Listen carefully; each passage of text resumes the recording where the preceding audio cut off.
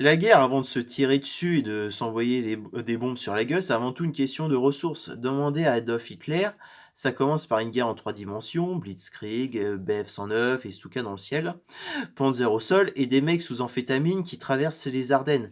Et ça finit en 45 dans la capitale allemande avec des gamins de 16 ans qui trimballent des mitrailleuses tractées par des calèches et des chevaux.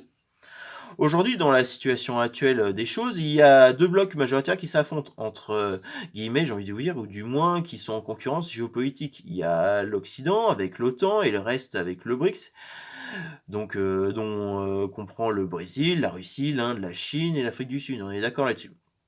Évidemment, ces 2 blocs, se chient dans les bottes mutuellement, ces jeux, et c'est comme ça que ça fonctionne, la réelle politique. Ces camps s'opposent de manière commerciale, parfois de manière très agressive, et ils essaient régulièrement de se trouver des prétextes pour s'enculer mutuellement. Ce qui est bien avec le BRICS, c'est que comme les droits humains, ils sont quand même assez inexistants, comparé à nous, du coup on essaye toujours de leur taper sur les doigts et par rapport à ça, et on leur fout des sanctions, on les accule économiquement grâce à ça. Sauf que quand on accule économiquement des pays, ils finissent par faire leur petite alliance, et là, ça met forcément l'OTAN en difficulté, parce qu'une partie du globe commence à ne plus faire du business avec nous, et mais uniquement entre eux, nos sanctions ne serviront plus à rien. Quand la parole est limitée, à un moment, il faut envoyer des patates, et c'est exactement comme dans la vie. Le problème dans un monde de plus en plus connecté et fait d'alliances, c'est que si tu en tapes un, tu te prends tous les autres dans la gueule derrière après. Et là, tu pars dans un risque de conflit et d'escalade. C'est pour ça que l'OTAN essaie en général d'essorer toutes les solutions de sanctions économiques et commerciales possibles, même si on voit bien que ça commence à se limiter dans le temps. Le seul truc qui nous sauve encore, c'est que militairement et technologiquement, on surpasse clairement le BRICS. Après, la vraie menace aujourd'hui dans les BRICS, c'est la Chine.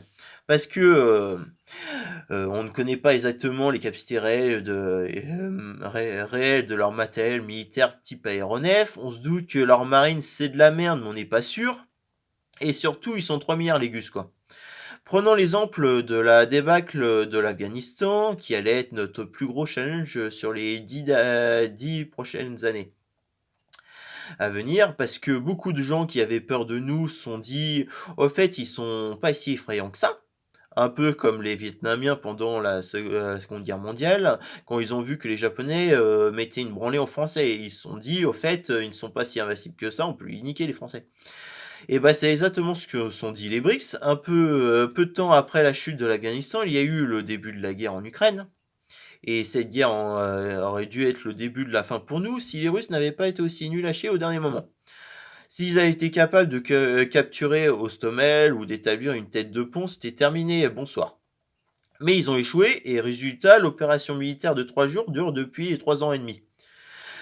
Tout le BRICS guidé en grande partie par la Chine parce que ce n'est pas la Chine qui va faire la plus belle opération économique et maintenant elle se retrouve emmerdée maintenant sur le plan économique parce que le plan était simple, fixer l'Europe sur l'Ukraine pour ensuite faire péter un truc au Moyen-Orient, histoire de bien diviser. Pendant que ce temps-là, la Chine préparait son plan pour récupérer Taïwan.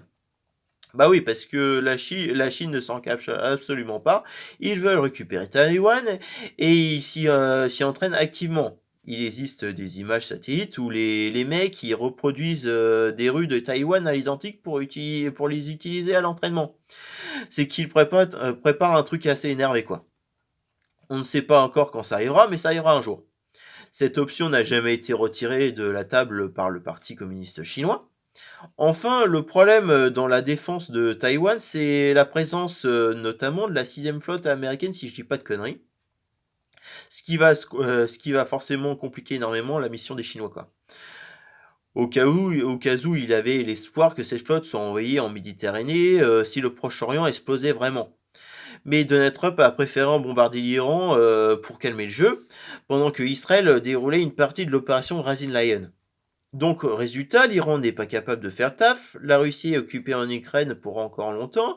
Après, ils veulent s'en prendre à la Pologne, mais ça va encore prendre des plombs. Et au final, les Chinois commencent à s'impatienter.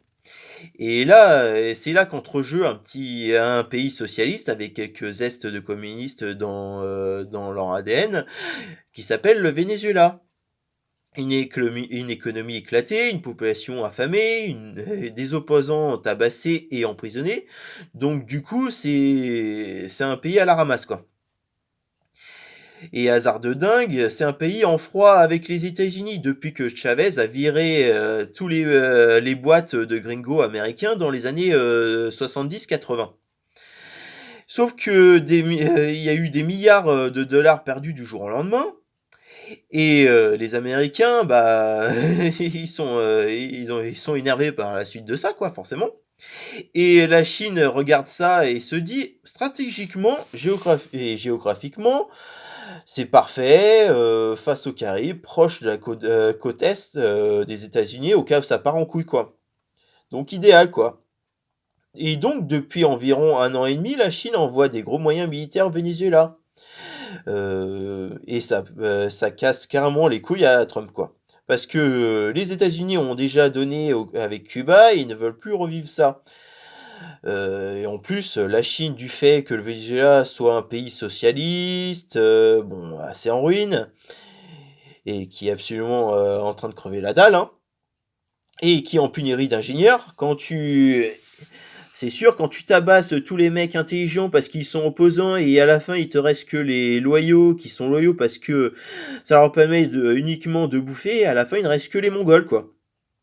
Enfin, la Chine propose de relancer l'économie, l'infrastructure, injecte de l'argent, fournit du matériel, et vient te dire dans l'oreille, tiens, si tu pourrais résister un peu histoire de titiller un peu les États-Unis, ça serait pas mal. Si j'étais Xi Jinping, j'aurais la haine. Le plan était parfait. La Russie fixe l'Europe et les Américains vont se mettre dedans, à coup sûr. L'Iran fout le bordel, et le Venezuela s'embrase. Et moi, je monte sur Taïwan.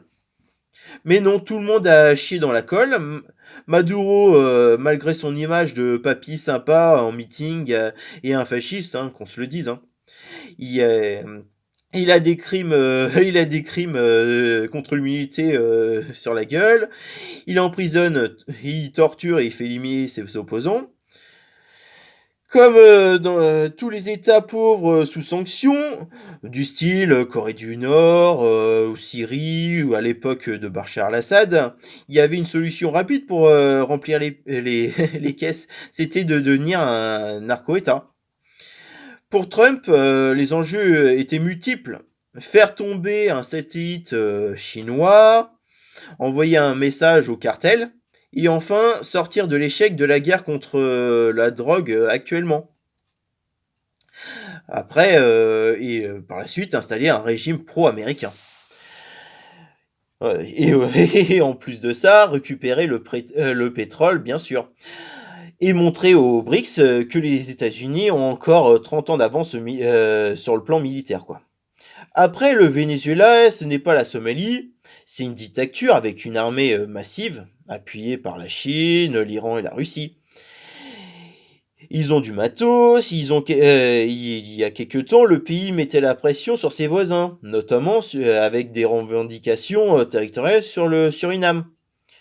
Si le Venezuela attaquait le Suriname, l'opération aurait bien duré par raconte 3 jours. Pour les pays voisins comme la Colombie, leur enlève une sacrée épine du pied. Ce qui s'appelle, oui, et en plus de ça, ouais, et ça s'appelle le Venezuela. Et les gouvernements adoraient ça, quoi. Pas les gauchistes, eux, ils pleuraient toujours, forcément. Il y a aussi un message adressé à l'Iran, là, forcément, là-dessus. Après l'opération Rising Lion, le bombardement de Fordo, les Iraniens ont compris une chose. Quand les États-Unis interviennent, c'est jamais gratuit, hein. Ça, on a raison. La population iranienne, bon, ils sont éduqués, ils sont intelligents, et elle sait c'est ce qui va impliquer forcément dans cette affaire-là. Elle a peur de perdre sa souveraineté, comme la France aurait pu la perdre sans De Gaulle après la Seconde Guerre mondiale. Faut pas l'oublier là-dessus, hein. Faut pas l'oublier, ça très clairement. Hein. Tout ça accélère la chute potentielle d'un satellite au Proche-Orient. Les services israéliens interfèrent, probablement, avec les manifestations comme, tous les États le font, ça s'appelle de l'ingérence, hein. Et tout et avec tout ça, est-ce que tout ça est dangereux? Oui, carrément, parce que tout le monde est connecté. Mais est-ce que le BRICS va péter un câble? Ça, j'en doute. Ils ont déjà laissé tomber des alliés sans réagir, tels que l'Arménie ou même la Syrie, hein. Donc pour le Venezuela, j'ai de sérieux doutes, mais stratégiquement, c'est pas un c'est un point clé. Il y a beaucoup de pétrole et c'est très bien placé sur la carte.